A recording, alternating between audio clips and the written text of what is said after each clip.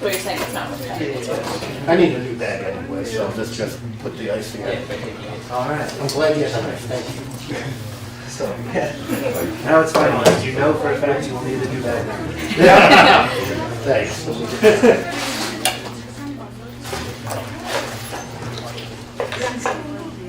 We had a dog. Oh, you did? Yeah. I do need my mouse.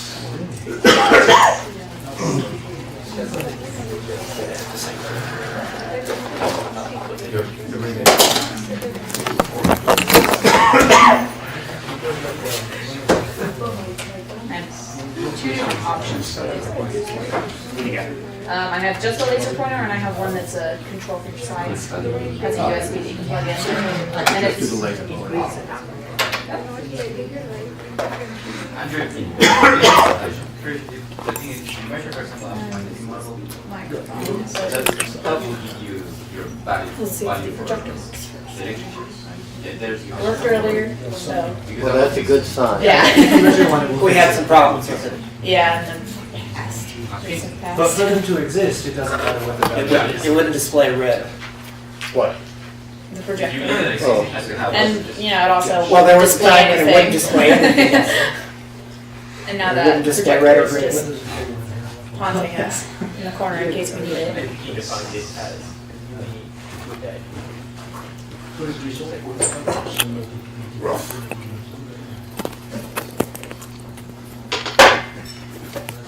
Okay, that looks good. Did you want to check your one slide? No, it does. It's kind of late now. And the mic is just for recording, so you shouldn't hear anything really. Oh, okay. And is there anything else you need? I think I'm set. All right, and here's the laser pointer. Oh, let's see if this works. You may want to stand over here and then trip, just so I make sure I trip over the Yeah, careful, that's wire. kind of a short cord. Okay, well, I'll do it from here. Actually, I could read from my slides, so that would be actually good. I could face the audience like you're supposed to. All right, good luck. Thank you. Huh? Oh, good. Guest.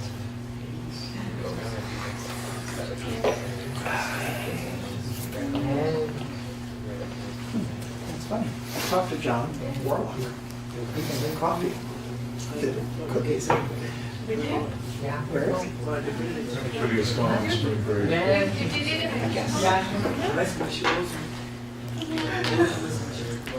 Good English students.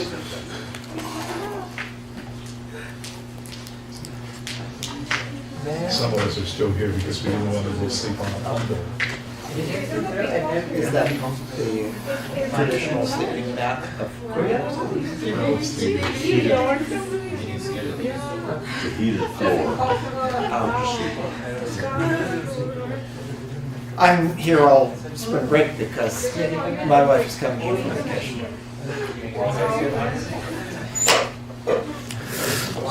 Next travel. While we're waiting, you know what I'm going to do? I'm going to plug in my computer. Don't want to transfer. It's reasonable. I have a history of catastrophes during Colloquium myself here. I haven't had any yet, but, and I don't want to start now. I stopped carrying backup slides in 2002.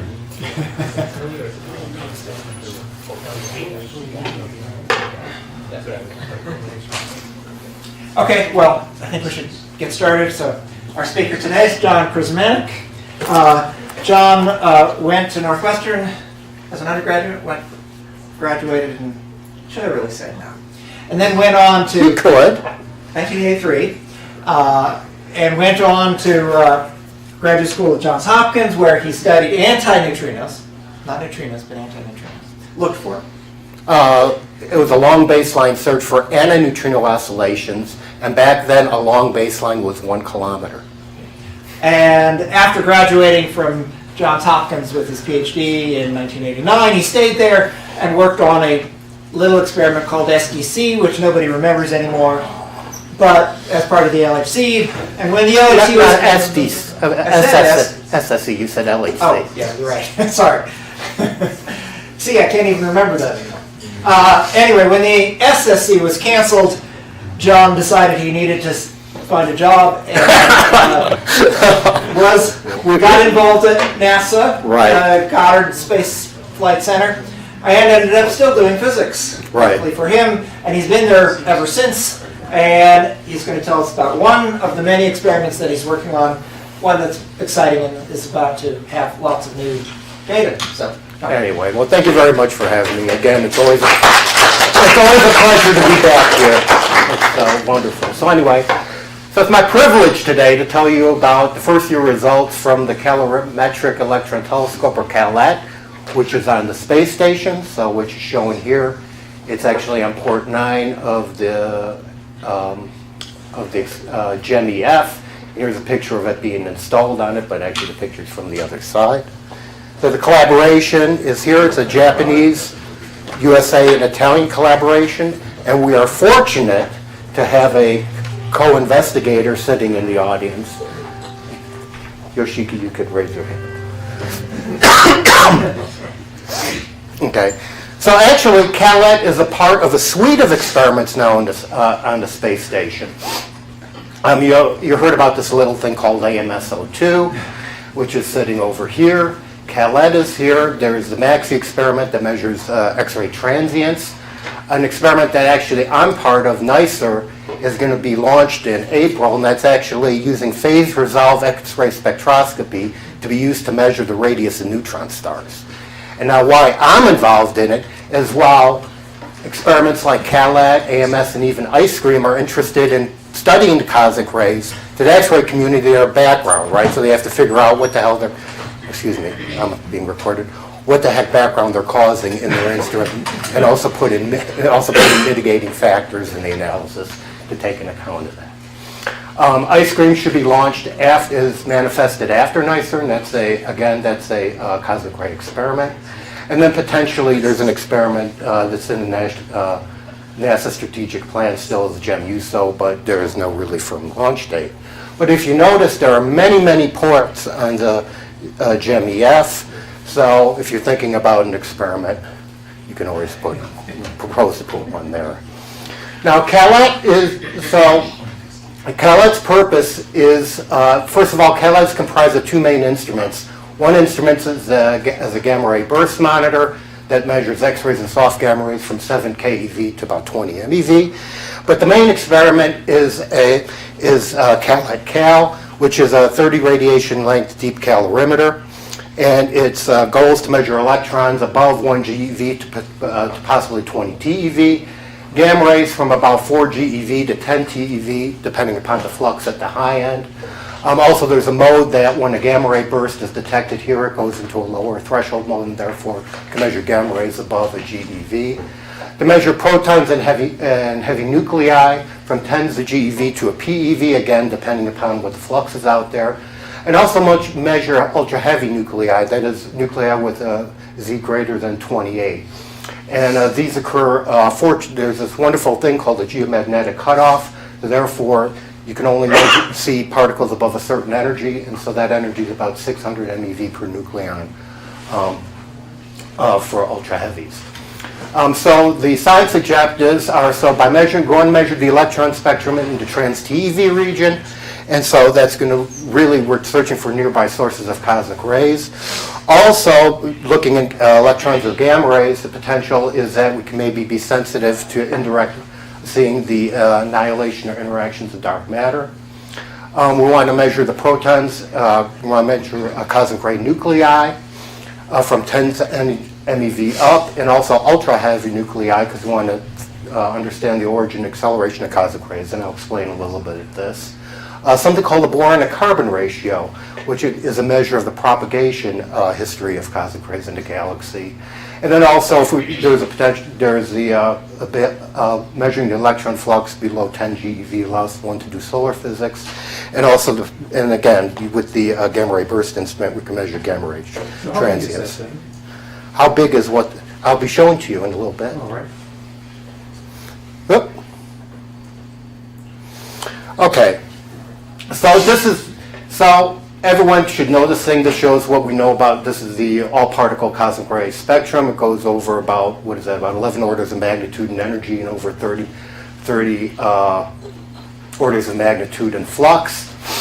And also, so it goes through, but there's some features in it. One is there's always this leg analogy, right? There's something, there's a change in spectral index, it's called the knee. There's another one at higher energy at the ankle. And a lot of us have been worried about at the ultra energy here, at the highest energy scale, whether there's a big toe, and also whether the big toe has gout. So, but so what we know is that 98% of this cosmic rays are nuclei, with about 90% protons and about 9% helium, and the rest are heavier nuclei.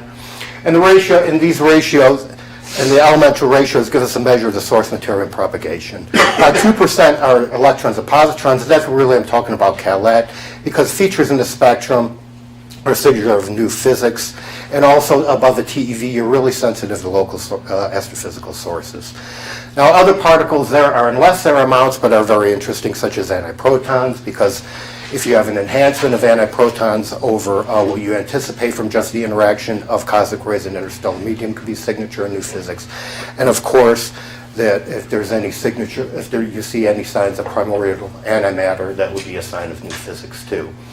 So the energy scale kind of breaks up by the flux, and you can see here I've taken out the direct measurements, such as CALET, because we're going out to roughly out to a PeV, but indirect, what I work with Dr. Doug here on, especially this experiment called NICHE, potentially is to bring indirect measurements. So this is saying using the atmosphere to measure air showers and then measure the properties down under that. So actually it'd be nice if we could have actually an overlap of the two measurements when we're measuring measuring the cosmic rays.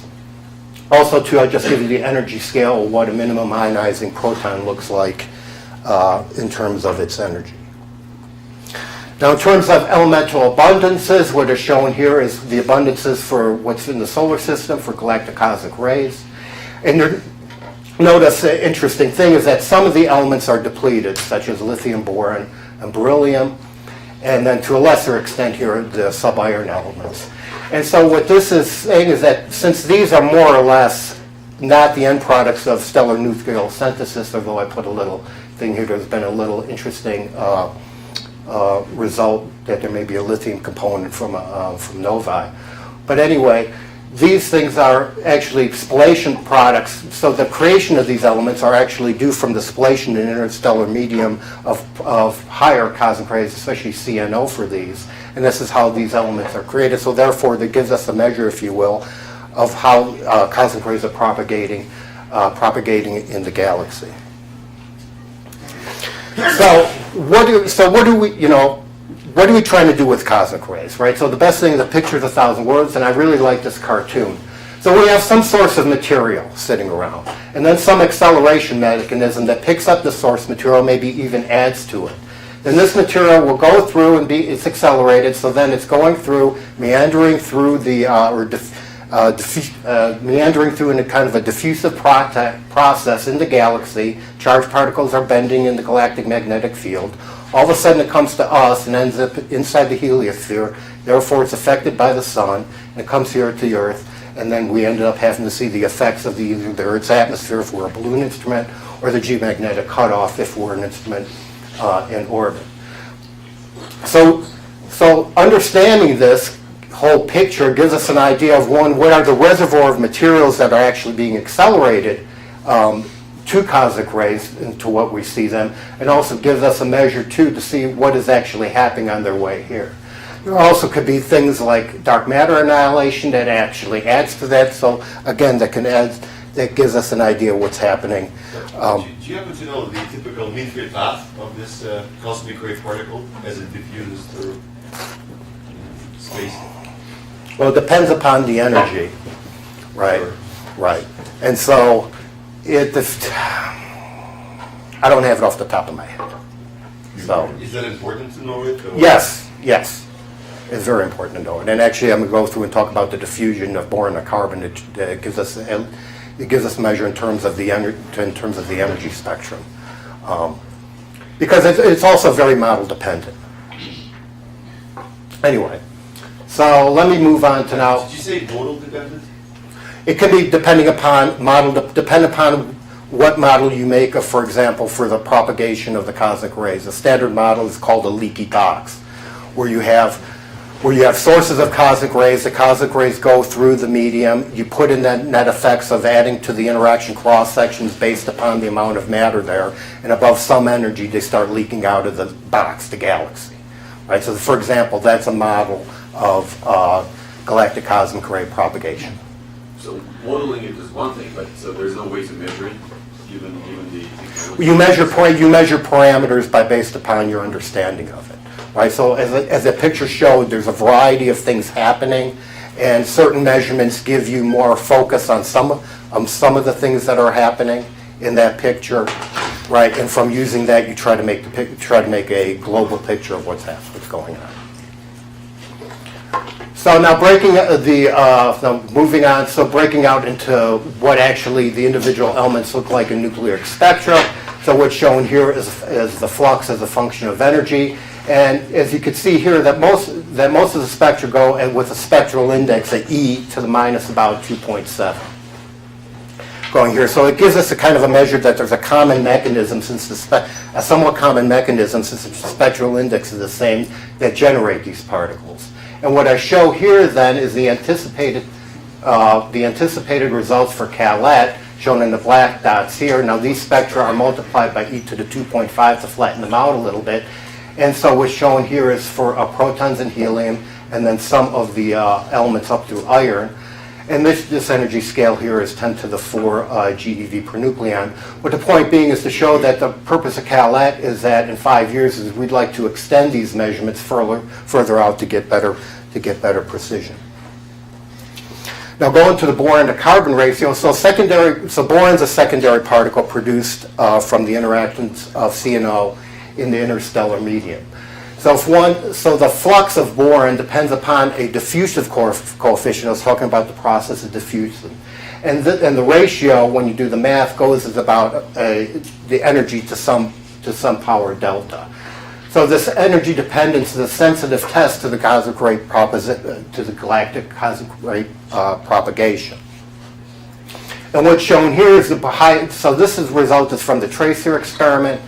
And this is the boron to carbon ratio, and the reason I chose this is because they have so far the highest energy point here. And what's showing is their measurements to a ratio to where this delta, where this goes as approximately e to the 0.6.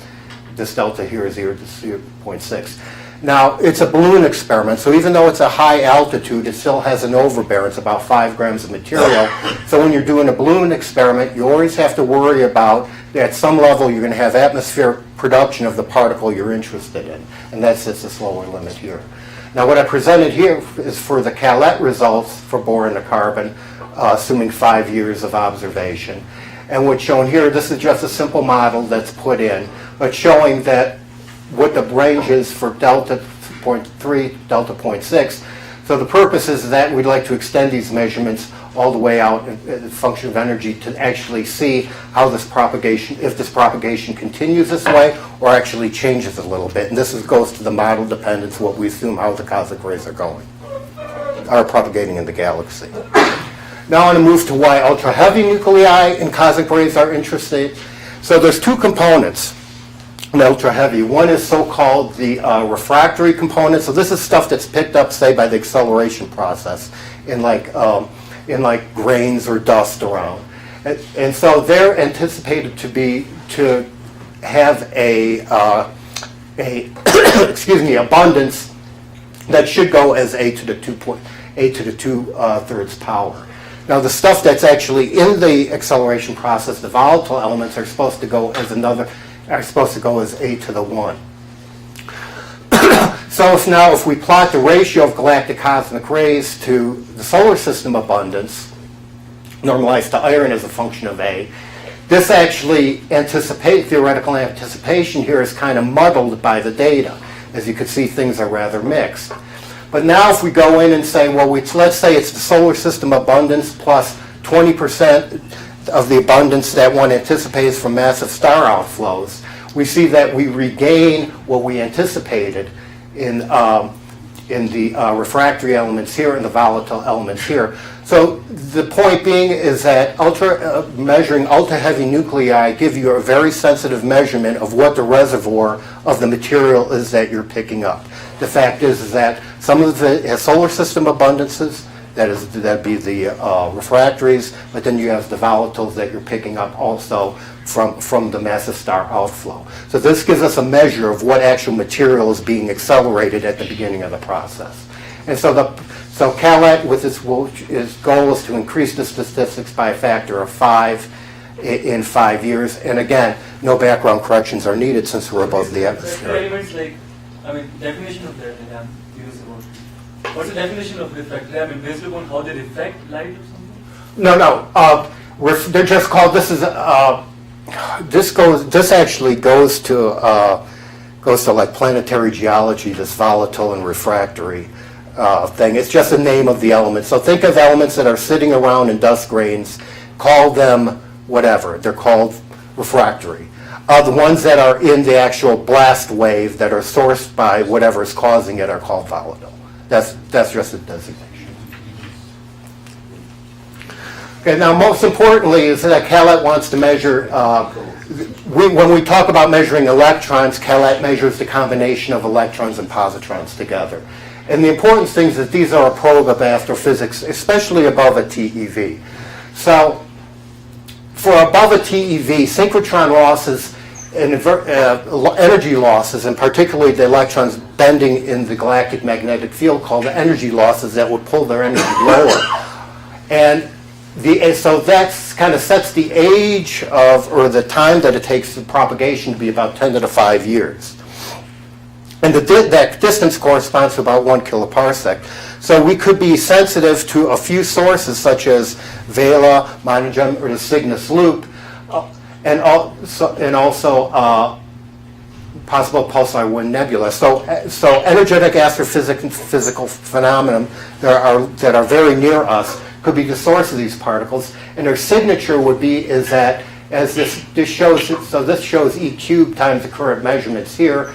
This shows a model of what CALET could do with, I believe, 5 years of measurement, in the case that one of these sources are actually giving a component. So this gives us a possibility of detecting a local source of electron and positrons. Alternatively, certain models of dark matter can also source these particles, especially, and the thing about CALET was we're probing the high energy space, so we have a sensitivity for processes, for dark matter annihilation processes that lead to, say, a feature in the spectra at high energies, and therefore could be a signature for the annihilation of dark matter. And actually the shape of that depends upon the assumption. On a similar line, you can look for annihilation in gamma rays, and this shows just the results of a certain model. But the thing is with CALET, we have excellent energy resolution at the high energy scale, and so therefore we have sensitivities to these types of signals. So again, this is just expanding upon looking at local sources. The age goes by this following equation. The distance goes by this following equation, where the energy scale is given by a TeV. The dark matter annihilation thing is that, I mean, there's other sources, other people who've looked for. Right. What makes this competitive? What makes us competitive is that we're looking in an energy range that's much higher than what has been done before, say, in the direct measurements. AMS has done a wonderful job at the lower energies, and actually may have a hint, right, or they report that they may have hit something. So what we have is basically we're opening up a new window and a new energy, and a new energy range with the sensitivity given by our instrument. Right. And if you notice here, the boost factors are not exactly small. So, right, that's just a measure of the clumpiness of it, right? If dark matter tends to be clumpy, you put in a boost factor, and then you get an enhancement. Okay, so going back here, so again, this is just repeating the same point, is that if there could be a unique feature in the spectrum that would give us a hint that potentially some of these local sources could be the sources of electrons and positrons in the cosmic radiation. Also, too, that if they're close, this is giving a model that there would be actually an anisotropy. This is given from the Vela, showing that by looking at where the differences, where the electrons are coming from in direction, you actually will see an anisotropy, but depending upon the energy, at lower energies, it's smaller, potentially at the 10% level at higher energies. Okay, so CALET was launched, this is just showing the thing, on August 19th, 2015.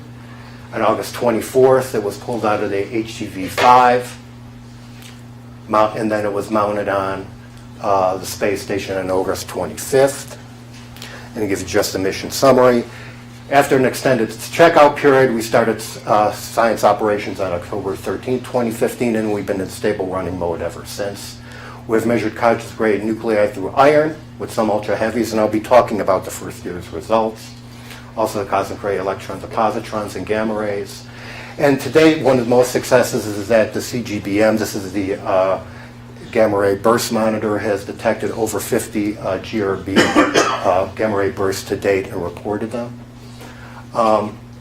With 415 days worth of data, we've had close to 3 × 10 to the 8 trigger events with about 2 × 10 to the 6 electron candidates over 10 GeV. We're operating with a lifetime of 85% and an efficiency for these electron candidates of about 90%. Again, this is just going through the science operation, but this just actually puts the performance in terms of specific numbers. A geometry factor for electrons about 1,200 centimeters squared steradian. Energy resolution is excellent, about 2% above 10 GeV for electrons and gammas, about 30-35% for nuclei.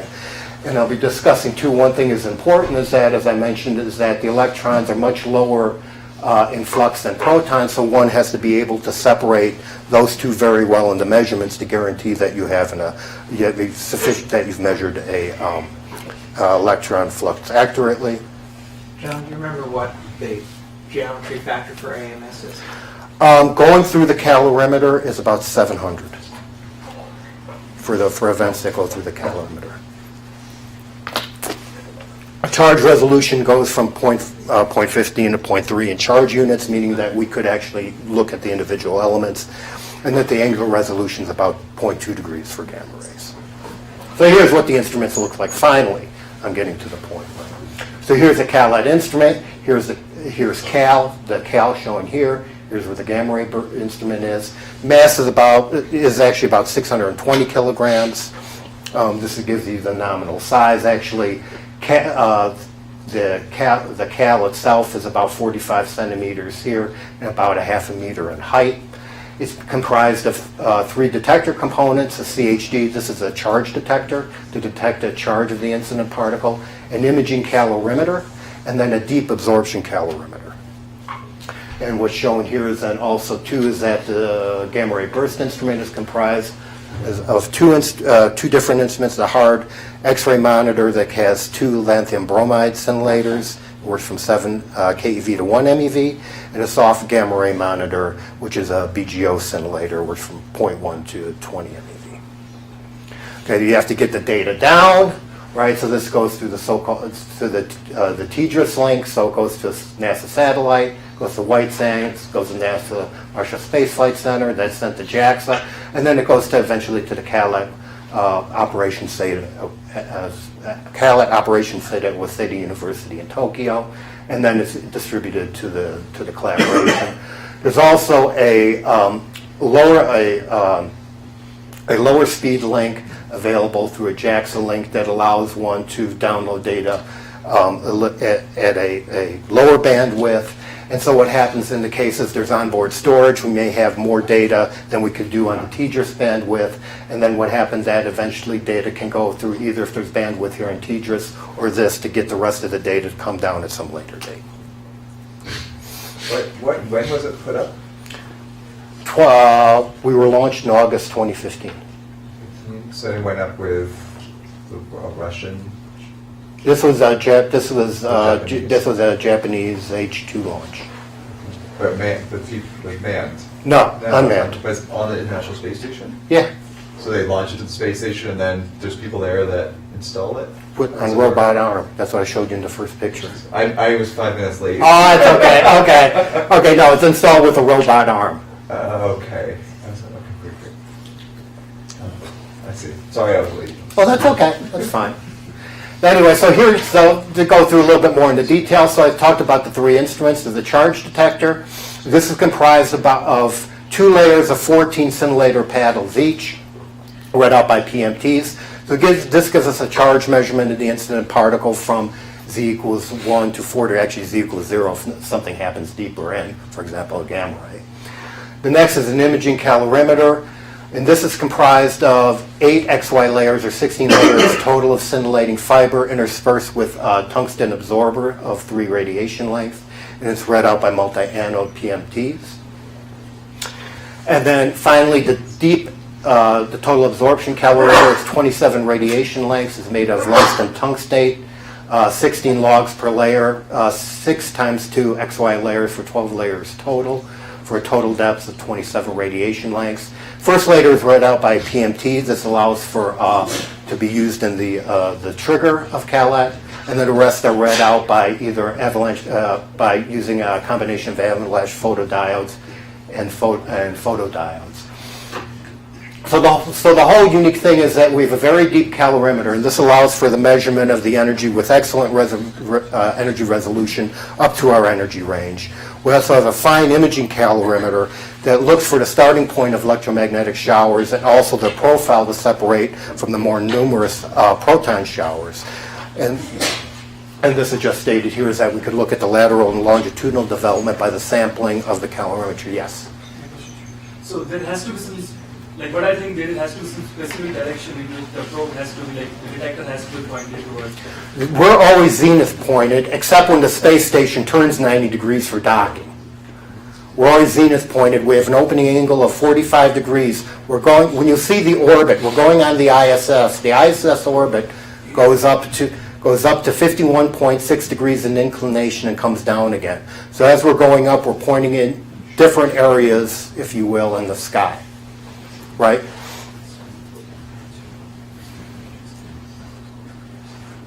So this just shows the details of the instrumentation. Just shows a CHD paddle being put together. This shows a bundle of scintillating fibers and then put together for the IMC, and then this shows a combination of the CHD and the IMC. Here it shows a log of the TASC being put together. Again, the thing is showing the eventual flight assembly. Now going back to this thing about using imaging calorimetry, the whole purpose is that you could use this to identify particles. So for example, a gamma ray will go through, you'll get no signal in the CHD, you'll see an electromagnetic shower develop. Similarly, for an electron, you see an electromagnetic shower, but you'll see a signal in the CHD. And then for a hadronic shower, you'll see it come in, but the properties of a hadronic shower are much different than an electromagnetic shower. Matter of fact, as I say, we're 30 radiation lengths deep. The unit of merit for hadronic interactions is nuclear interaction length, and that's about 1. That's a little bit over 1 for CALET. So what this looks like, so in simulation space, it looks like this. In detector space, it looks like this. Right. So again, the CHD determines the charge of it. The TASC is designed to be deep such that we contain about 95% of the energy up to the TeV region with excellent energy resolution, and with the imaging calorimetry be able to separate electrons from protons at the level of 10 to the 5 and be able to measure up to a PeV, and also for gamma rays have good angular resolution. So one important thing is calibration. So I just wanted to go through briefly with that. So naturally, the individual components when you make them are going to be calibrated. But also, too, we've used scale models of CALET and a variety of test beams, which I'll show about, to verify that we understand the performance. The TASC was tested with UV lasers we use UV laser on each log to test the entire dynamic range of the instrument. The entire flight instrument was characterized using ground muon runs before launch. And then also we do on-orbit characterization using penetrating protons and helium to calibrate for temperature variation, position variation, and any temporal variations. And so what's shown here is that what we show is that the confirmation of the calibration in one of the and one of the TASC logs. So I mentioned that it's read out by avalanche photodiodes and photodiodes. Each of those have a low and high gain. And what you can see here is the overlap. This is the number of events versus the energy, and that they match very well, that we understand the cross-calibration of these. And what this leads to then is, if we look at what the inherent energy resolution is after we do the calibration, just from the TASC measurement, we have about a 1% error going out to about 1 TeV. And then we end up getting about that combines with other things to lead us to about a 2% energy resolution. So what's shown here is then a talk about the test beam calibration. It shows we have runs from 2009 to 13. This shows some of the later ones where we have a scale model of CALET here. We also have a silicon tracker up here that's used to tag the beam. And in fact, we had a heavy ion one, and we used that to tag elements. And this shows you how well we could separate boron from carbon. And we have a charge resolution of about 0.15 E. Also, other ones was looking at electrons, and therefore we can understand our energy resolution compared to energy resolution measured in the test beam, compare it to our Monte Carlos, and see that we have very good agreement. I just want to go through one of the other corrections, and that's the temperature correction. And the issue for this is that it's known that the scintillators we're using have a temperature effect to their light yield. Matter of fact, their light yield will change as a function of temperature. We do have an active temperature controller to try to keep things around 20 degrees C, but there are some variations. So what's shown here is the beta angle. This is kind of the angle of the sun on the space station. This shows you the temperature variations we measure internally. Then if we look, so this is for the top TASC layer, top bottom TASC layer. So if we look at the position of where the minimum ionizing peak is for protons, we could use that to use as a calibration to take out the temperature effect. And what this plot shows here is that what the distribution of minimum of proton signal would be before calibration, and then see here after calibration. So this allows us to calibrate the charge detection capability and the energy measurement capability, well, at least for temperature and plus. So this is just giving an example of one of the calibrations. So we run in various trigger modes. The main one is a high energy trigger mode where we're looking for electrons. Also have a low energy trigger mode used for gamma rays. And then we have another switch, it's called a light or a heavy mode, and we use this. We have a special ultra heavy nuclei trigger, which I'll be talking about. Then there's also just triggers for collecting pedestal events and the potentially running the, there's a trigger for running, auto trigger for running pedestal events, or to measure to validate the electronic response. And then also special triggers for looking for penetrating particles for protons and helium for the calibration that I mentioned.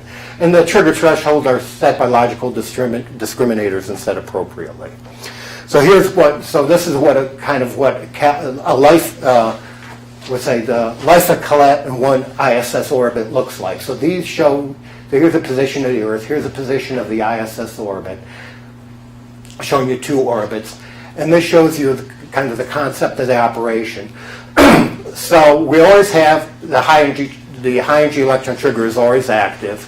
For the most part, the UH trigger is active because it's looking for higher energy high charges. The rate of that is low, and usually we can accommodate this trigger most of the time.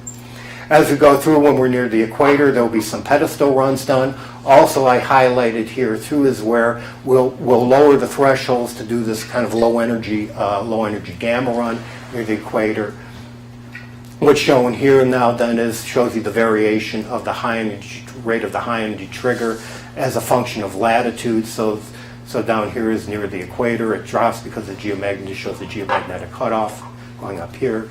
And again, this shows then the rate for low energy trigger. And then also this shows here the rate. There's something called the South Atlantic anomaly, which is actually right here. It's an area of high radiation. We don't have to turn off, but you see that you do have effect. You're seeing the enhancement of charged particles.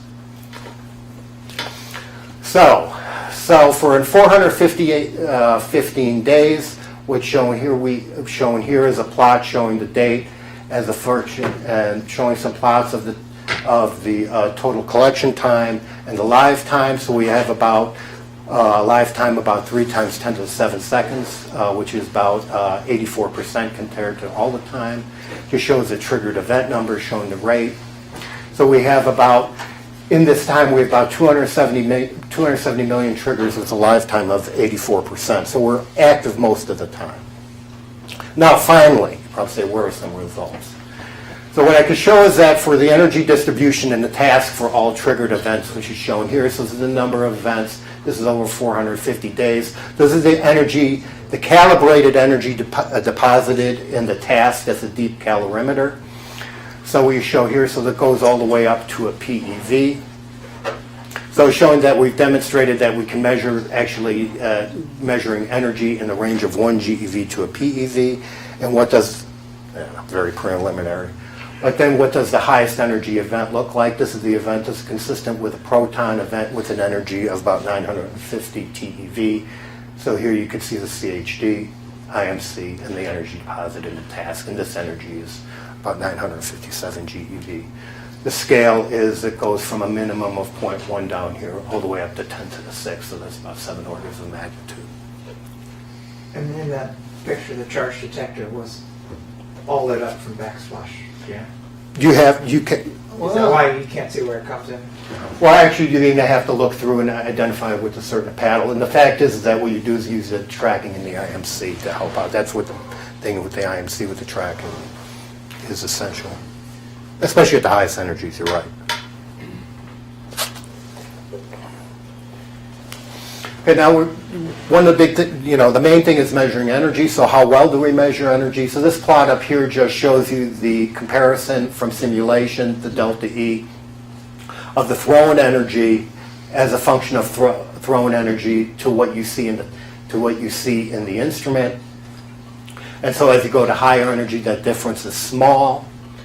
And then so that you just need a very small correction factor then as you go up in energy, and this is showing the correction factor is only a few percent. And this shows, again, a electron candidate at 4 TeV. And it shows the fact that it is well contained. And the fact is it's very small leakage out of the instrument, leading to this consistent with this approximately few percent measure. Now moving on, so the one thing we have to do is separate electron from protons, and I mentioned to you we used imaging calorimetry. So one is, do we use two variables? We use a variable that measures the lateral spread of the shower developing in the instrument, and then we also look at the fractional energy that's in the last layer of the instrument, right here, the last layer of the instrument to the energy of the total. And then so what you can see here, as these are the results in different energy bands from flight data, we actually make this so-called K parameter that shows the line here. So you see a separation between electrons and protons, similar here at the higher energy. And these are the results from the Monte Carlo demonstrating what the separation is. So you use this to optimize your separation, but also you want to have high efficiency in detection of electrons. So using this, we can now give you a energy distribution for our electron candidate events. It goes from 10 to 1 TeV. And these are the reconstructed energy of the candidate events after calibration. This again shows you this K parameter here showing the separation in the energy range of, I believe, is 63 to 200 GeV. We're also looking at other things, so-called multivariant analyses, such as boosted decision trees, to try to improve this separation. But we also do have candidates at higher energies that weren't included here. So this shows an electron candidate at 4.2 TeV. Here shows another one at 6.7 TeV. And as again you can see is that at these energies you do have fairly low amount of energy leaking out, so you should be able to measure these well. Now moving on to nuclear measurements. So what's presented here is a measurement of proton and helium. Now we haven't corrected this data for a lifetime, but you can see that there's very well separation. And key to that is doing a measurement of Z in both the IMC, which is scintillating fiber, versus the CHD. And you can see, once again, you have a very nice separation between proton and helium. Moving up, we can now move in different bands. I show you what we can do. This is using 111 days worth of data. First plot showing you measuring lithium through oxygen, second fluorine through silicon, and last going down to measuring through iron. And the point being is that we can see the individual elements of very good charge resolution from the flight data. Now moving to the ultra heavies, I mentioned we have this special mode. So these plots here show kind of what the nominal mode would be for the trigger mode for other particles. For ultra heavy, we have a mode where we just look through the four IMC layers, not worrying about energy down here. That in fact gives us a large enhancement in the geometry factor from nominally 1200 to about 4000. And again, as I mentioned before, the low energy is eliminated by the geometric cutoff in the ISS orbit, so you don't have to worry about increased D. You get a good measure of DE, DX because things that are lower energy are eliminated by the geometric cutoff. So what's shown here is this is 2 months of data. What this is here, there you end up getting, the threshold is something set up around 12 or so, but you end up getting enhancement for lower energy particles coming at an angle because you get a path-like increase. And what's shown here is measuring up to iron and nickel, then measuring out here, going to this is in the ultra heavy range, and you could see a hint of selenium and even strontium, and showing that we can go out to Z, possibly over Z over 42. But this is only prelim. This was presented at the APS. In terms of gamma rays, so this shows the results of the gamma ray analysis in terms of galactic coordinates. So the purpose of this is using 232 days of data, and the purpose of this is to validate the sensitivity in the background estimation.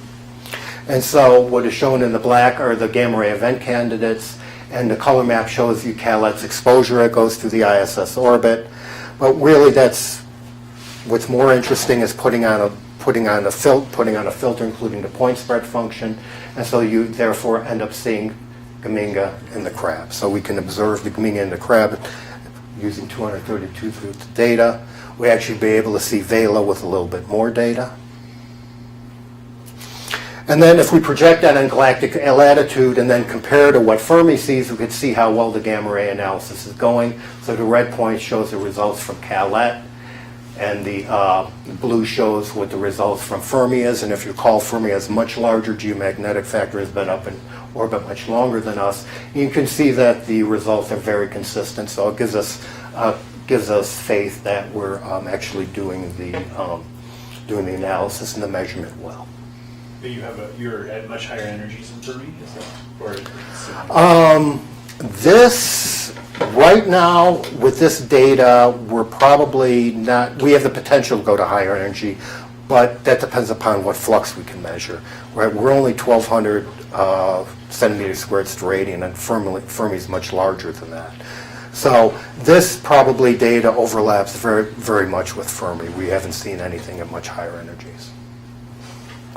While we have sensitivity out there, our geometry factor isn't huge. Now just to move on to the other instrument. This is the gamma ray burst detector. And again, I told you it's comprised of two lanthanum bromide scintillators for lower energy and one BGO at higher energy. This gives the performance, but one thing I want to point out, and here's the location, is the angular resolution, right? We're just scintillators up there. We don't have a coded mask, we don't have anything, so we have no directionality. However, we do have sensitivity to measuring if we see a transient event to measure the light curve. And that's actually, in itself, is interesting because we're not the only experiment up in orbit doing this. So, for example, this shows the sample of GRBs reported to the gamma ray coordinate network, and you can see that a lot of them were measured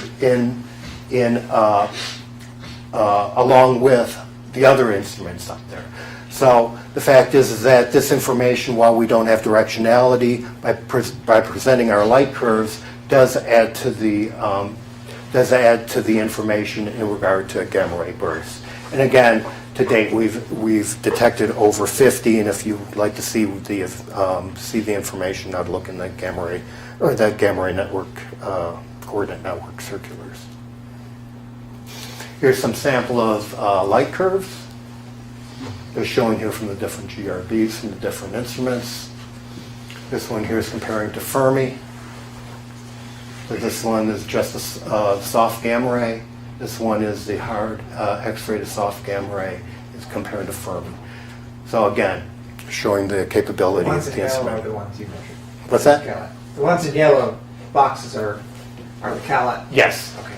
Right. Could you explain the one on the far left in the middle? Those two are the ones that don't seem to mesh. One in the middle. The far left middle row. Here? That one. This It is seems empty over there. right, because so this probably was the source was not in the field of view at the time when it's empty, right? Because these things are going around the Earth, right? Occasionally, if something happens on the opposite side, you won't see them. What's the Right. horizontal scale of those graphs? What's that? What are the units on the Time. horizontal These are time. But what Units, is seconds? Can't read it. There. No. Units. No, these are probably seconds. Yes, our typical time scale is seconds, right? Yeah. Mhm. But again, this points, even though you don't have a location capability, you have the ability, if you happen to be on one side of the Earth when something goes off, another is that you have a measurement of the light curve for the transient event. Okay, so one of the results we have out is that we've been able to set upper limits on the X-ray and gamma ray counterparts to the second gravity wave event that happened. That's GW151226. And this goes through and explains everything. It just shows, since we're on the right side of the sky, obviously we could see it with the CGBM. This shows you that there's no detection. This shows you the limit set. But this one's actually interesting, is that we're able to set a limit from 1 to 100 GeV. The reason we're able to do that is that this event happened like literally almost, well, actually it's not in the middle, but about 500 something seconds after we went into low energy gamma ray mode. So it's serendipitous. So because we had a reduced threshold, we were able to get a sensitivity down to 1 GeV for this event. And we have a mission of a memorandum of understanding with the LIGO for collaboration to actually keep doing this. And then one of the other things that came out interesting was that, which was actually unanticipated, was actually space weather measurements. This is actually, I think, the first paper that came out. So what it turned out is that CALET is very sensitive to events they call precipitating electrons. So phenomena such as aurora or excitement happen in the Earth, we call it the upper regions of the Earth's magnetic environment, and ends up kicking down electrons. And then actually that count, we could see enhancements in the top CHD count rate of CALET to these events. Matter of fact, this paper actually describes one of these. This shows a variation in the count rate for as we're going through and seeing the enhancements and comparing to what was expected for this event that was actually, I think, also measured by other instruments from when this phenomenon happened. So actually this turned out to actually motivated us to tune our trigger selection such that we have sensitivity to these events where in high inclination on the ISS orbit. Okay, good timing. So anyway, just to give a summary, so after being berthed on ISS on August 25th, CALET began a functional checkout and began science operation on October 13th. We've been running in stable observing mode ever since. I presented some of the initial results in terms of cosmic ray nuclei, including doing some ultra heavies, and also the electrons and positrons and our gamma rays. To date, CALET, gamma ray burst instrument, is measured over 50 GRBs. And then the collaboration is very hard work and analysis, and hopefully we'll be reporting the actual fluxes as opposed to the energy spectra very soon, and in particular the electrons. So I thank you for your time.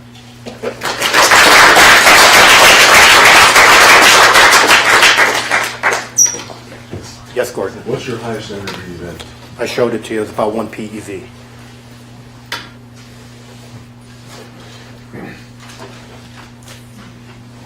The signal was not saturated in the highest energy event? Pardon me? So the signal was not saturated in the highest energy event? No.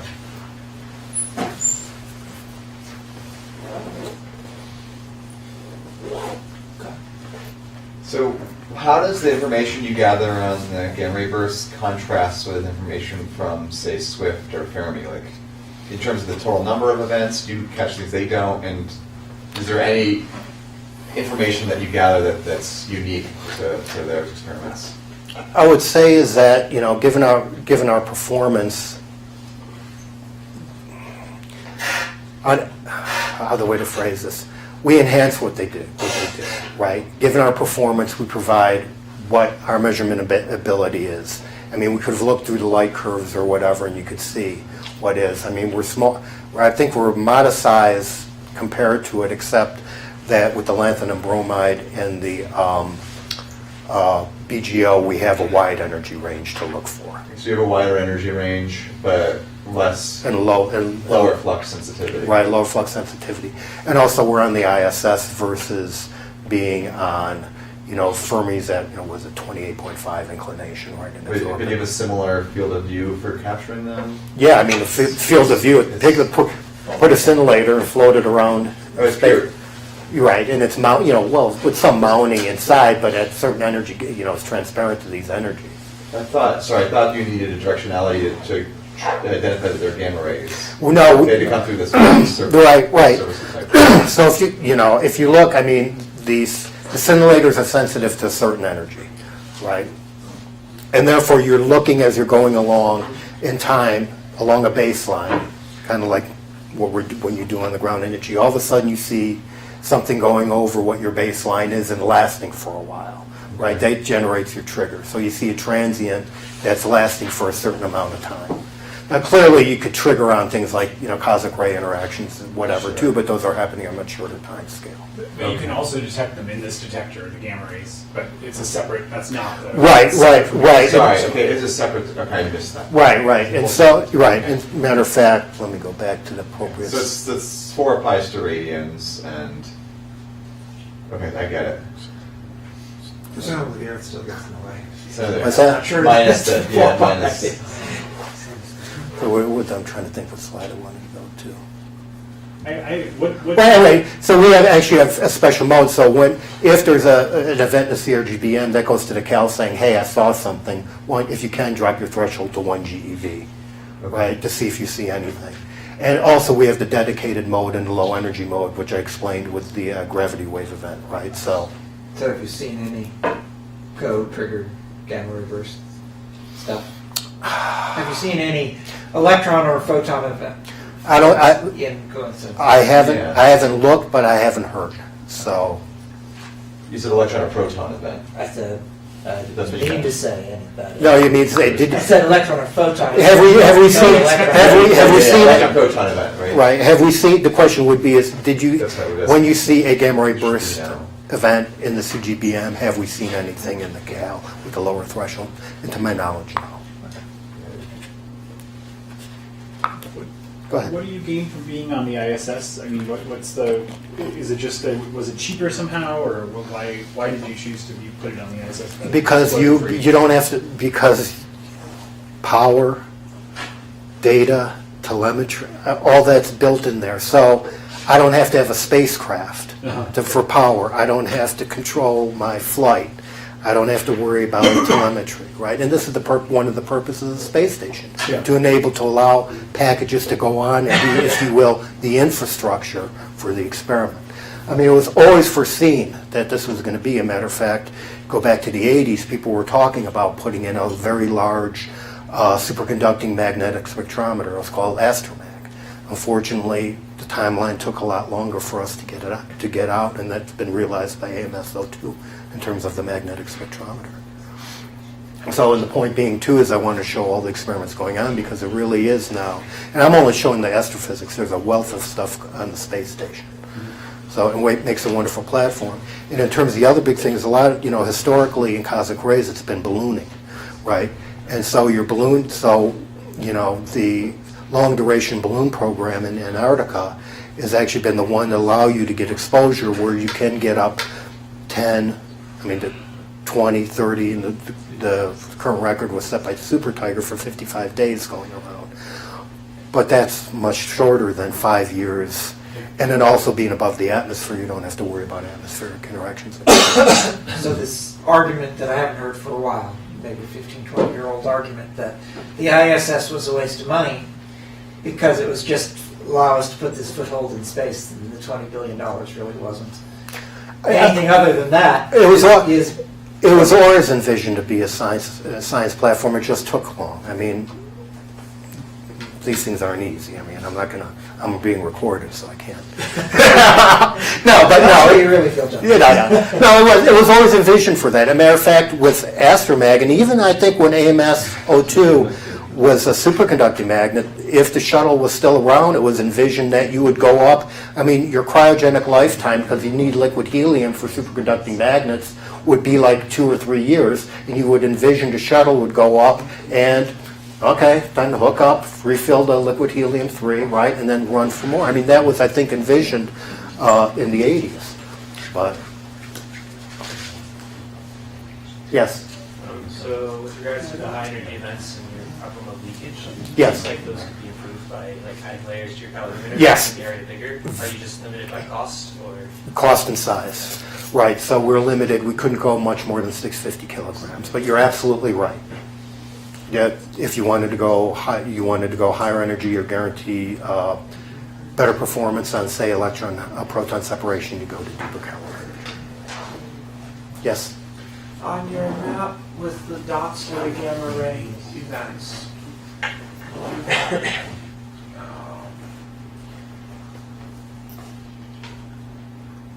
you have a big stripe. Right. I believe that's a galactic. It's the galactic center.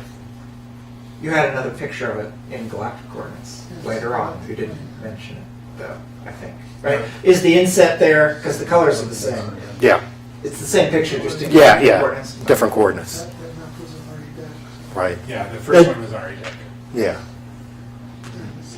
Right 8, and then galactic. And so you see the switch over to galactic. Yes. So you use the space station for power and for a free ride, or that's all? Yeah, power, free ride, and also data. And the robotic head. Robotic arm for holding it. So your docking is a multi-component contact then, and was that set up for you when the space station went up? Yes. Are there lots of them? Can I yes. Experiment here. Yeah. Put something up and hook up? Propose to NASA. Huh?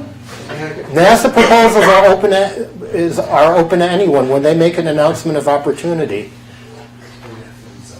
Right? We want to go back to the robot arm. Right, so that's showing here after it's pulled out of the transport vehicle and then mounted on. But so all the little things sticking out are separate experiments there, right? So yeah, these are all. They're like trucks Max, pulled up to the. Right. Matter of fact, this is Maxi right here.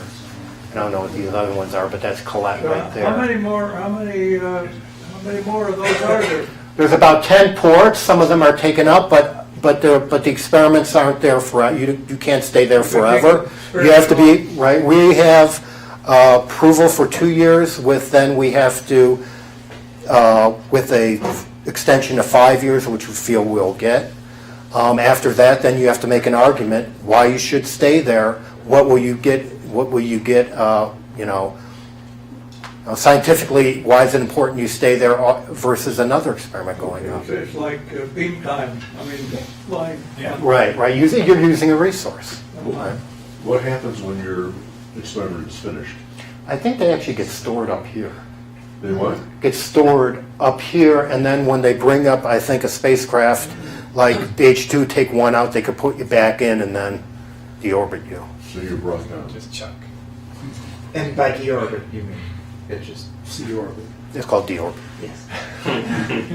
Since we don't have shuttle anymore. Right. Yes. Did you observe any like blazars? Because that would be at higher energies, right? Right. So we have in our so far I could say that I don't believe we haven't seen anything that translates into blazars. Our problem, the issue is that our geometry factor is not that large compared to what the flux is. Yes. What about positrons? We measure them both, so we can't tell the difference.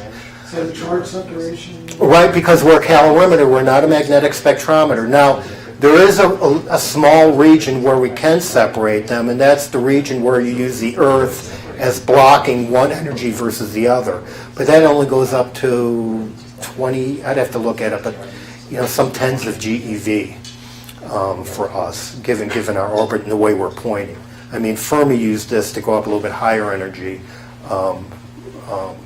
to do an electron-positron separation. But since we measured the total, we measured the ensemble.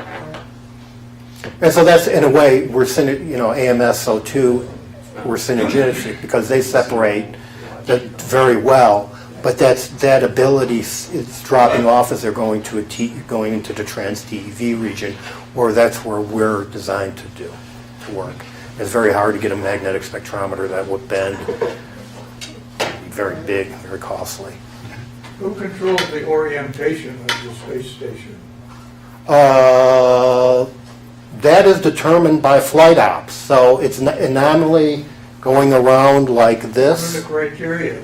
I mean, you just have to take what you get. Right.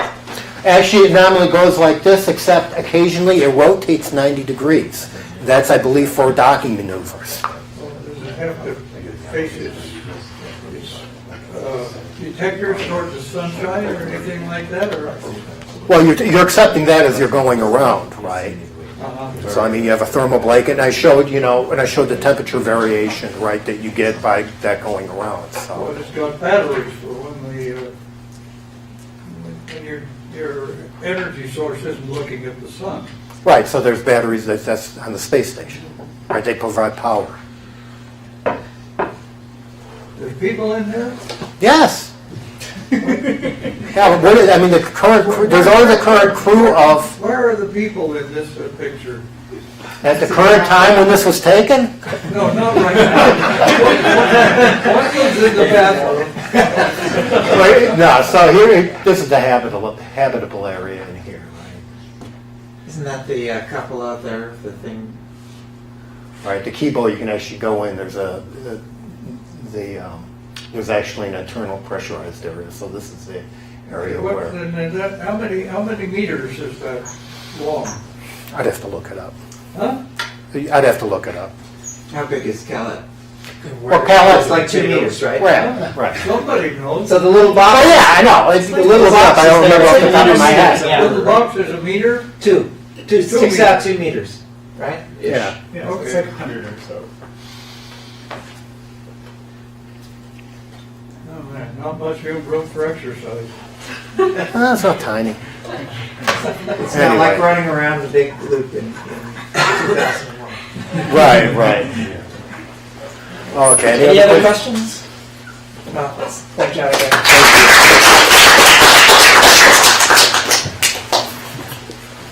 So I have a meeting with Alan now.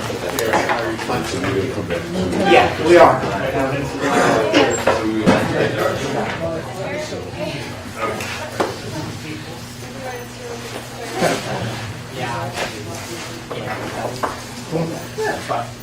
Everything goes smoothly? Well, I wanted to focus on the calibration for a while, maybe too much, but just so we do.